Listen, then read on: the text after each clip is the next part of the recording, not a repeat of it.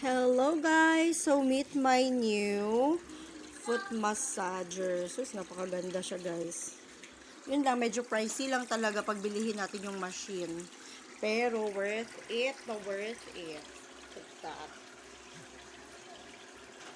Kasi meron siyang temperature adjustment. Meron din siyang massage adjustment. Ayan. High-end kaayos siya. So, meron pa siyang pa-fountain sa loob. Ay, nako. The reason why nag-massager ko, guys, kasi ang sakit ng paa ko. Siguro kasi pagod. Ayan, pero worth it itong massager na to. Ang sarap araw-arawin.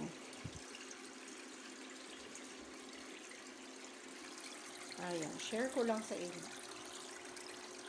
At meron din siyang takip. Kung gusto mong takpan. Ayan. Pero din, meron siyang patakip-takip. Ayan. So, sa mga gusto nito, guys, gustong order ng ganitong equipment, pwede rin, contact nyo lang ako. And, magkukuha tayo ng stock sa labas.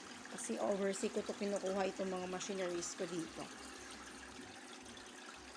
Alright, that's all for today. Thanks for watching.